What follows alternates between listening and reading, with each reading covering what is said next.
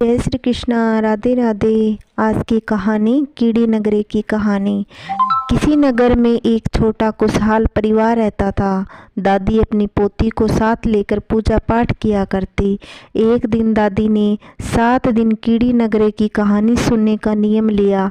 दादी कीड़े नगरी की कहानी कहती और पोती कहानी का हुंकारा भरती। दोनों साथ कीड़ी नगरा सींचने जाती। इस प्रकार 6 दिन पूरे हुए। 7वें दिन दादी ने कीड़ा नगरी की कहानी का उद्यापन किया, परंतु पोती का उद्यापन नहीं किया। समय बीतता गया। पोती जवान हुई। अच्छा घर और वर देखकर उसका विवाह कर दिया। पोती ससुराल गई। विवाह के कुछ दिनों के बाद ही उसके पति को कोढ़ हो गया। सास ताना मारने लगी कि बहू के आते ही बेटा बीमार हो गया। बहू के चरण शुभ नहीं है, ऐसा कहकर उसे घर से निकाल दिया। बेटे को भी उसके साथ भेज दिया और कहा, अपने पति की सेवा कर, तुझे सुबह शाम रोटी मिल जाएगी। वह अपने पति को लेकर नगर के बाहर एकांत में कुटिया बनाकर रहने लगी। उसकी सास सुबह शाम 2 रोटी दूर से ही देकर आ जाती। वह एक रोटी अपने पति को खिलाती, एक रोटी स्वयं खाकर दिन भर पति की सेवा करती। एक दिन दादी ने पोते को अपनी बहन से मिलने के लिए भेजा। साथ में ही चूरमे के लड्डू भी भेजे। भाई अपनी बहन से मिलने गया। वहां जाकर पता चला कि उसकी बहन नगर के बाहर कुटिया बनाकर अपने पति के साथ रहती है। भाई अपनी बहन की इस हालत को देखकर बहुत दुखी हुआ। उसने चूरमे के लड्डू अपनी बहन को दिए और वहां से चला गया। बहन ने अपने हिस्से का लड्डू खाया और पति के हिस्से का पति को दिया।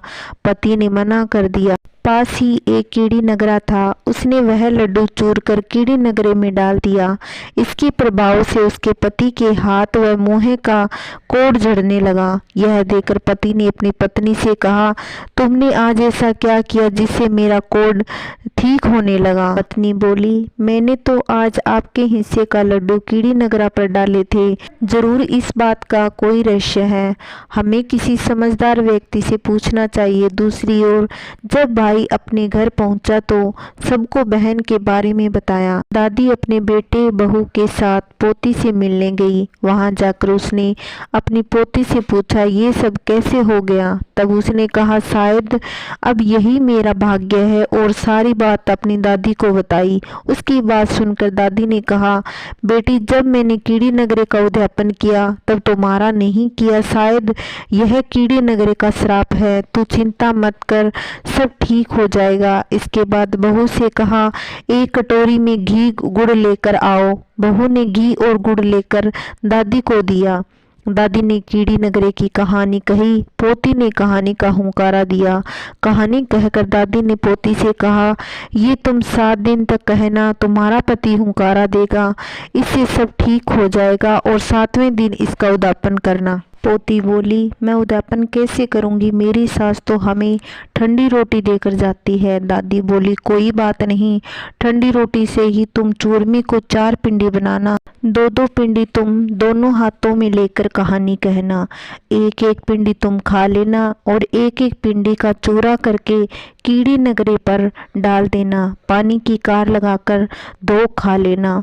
और उसने अपने पति से कहा, मैं कीड़ी नगरे की कहानी कहूंगी, तुम हुंकारा दोगे? पति बोला, हाँ हाँ, क्यों नहीं। ये सब तुम मेरे लिए ही तो कर रही हो। इस कहानी से मेरा कोढ़ झड़ जाएगा। मैं तो इसे जरूर सुनूंगा। वह कहानी कहने लगी। पति ने हुंकारे दिए। इस प्रकार 6 दिन तक कहानी सुनी। फिर पत्नी से बोला, कल सुबह इसका उद्यापन कर देना।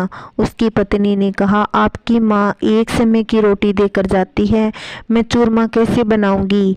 माँ आज शाम को 2 रोटी देगी, तुम उसको रख देना। कल जो 2 रोटी देगी वो मिलाकर चूरमा बना लेना। अगले दिन सुबह उठकर स्नान कर लिया, और पति स्नान नहीं कर पाया, इसलिए उसने पति पर पानी का छींट मारकर शुद्ध कर दिया। उसके बाद 2 रोटी रात की और 2 रोटी सुबह की लेकर चूरमा बना दिया। फिर पति को कीड़ी नगरे के पास बैठा दिया और उसने कहानी कही। कोढ़ी पति ने हुंकारा दिया। उसके बाद दोनों ने 1-1 लड्डू कीड़ी नगरे पर बुरका दिया। पानी की कार लगा दी, धोख देकर बोली, हमारा कोट झाड़ देना, कोई भूल हुई हो तो क्षमा कर देना। इस प्रकार दोनों ने कीड़ी नगरी की कहानी सुनी और उद्यापन किया। तत्पश्चात वहां से उठकर दोनों ने बची हुई चूरमे की एक एक पिंडी खाई और पानी पिया। देखते ही देखते कोडीपति की काया कंचन हो गई। दोनों बहुत खुश हुए। शाम हुई तब सास रोटी लेकर आई। हर रोज की तरह कि दूर से ही बहू को रोटी दी और चारपाई पर बैठे अपने बेटे को नहीं पहचान पाई। बहू पर चिल्लाकर बोली, चारपाई पर किसे बिठाया है? मेरा बेटा कहाँ है? बहू बोली, यही तो है आपका बेटा। फिर भी विश्वास नहीं हो रहा सासू जी। चांद की पहन लो अंगियां, लोहे की तान ले तनात, ब्याह में आएगी बारात, तब अपना परिवार इकट्ठा कर लेना और हमें अपना लेना। सास ने अपने पति को सारी बात बताई। तब उसने कहा कि वह हमारा ही बेटा है, उसे 6 महीने हो गए वहाँ रहते, इसलिए तुम पहचान नहीं पाई। पर उसकी जिद के कारण सास ससुर ने अपने परिवारजनों को बुलाया और सास ने चांद की अंगियां पहन ली, लोहे की तनात तान ली और गंदी नाली से एक लोटा भर लिया, फूटी हुई एक थाली ले ली और जवार का एक डोडा ले लिया। फिर वह अपने बेटे को अपनाने चली गई। तब फूटी थाली सोने की हो गई, लोटे में गंदा पानी शुद्ध हो गया, जो जवार का डोडा उसमें मोतियों के दाने हो गए। फिर माँ बेटे के पास पहुंची, तब माँ की छाती का दूध बेटे की मूंछ पर तथा बहू के घूंघट पर गिरा। फिर वह अपने बेटे बहू को अपने साथ घर ले आई। बहू के सास ने पूछा कि बेटा, तुमने ऐसा कौन सा उपाय किया जिससे मेरा बेटा ठीक हो गया? तब बहू ने सास से सारी बात बताई। कीड़ी नगरे का चमत्कार सुनकर सास बोली, मैं भी कीड़े नगरे की कहानी सुनूंगी। बहू ने सास को भी कीड़े नगरे की 7 दिन तक कहानी सुनाई। उनके घर में धन का आगमन हुआ। जैसे उनके घर में हुआ वैसे भगवान सबके घर में दे। कहानी कहते सुनते सबके घर में सुख शांति बने रहे। जय श्री कृष्ण। राधे राधे।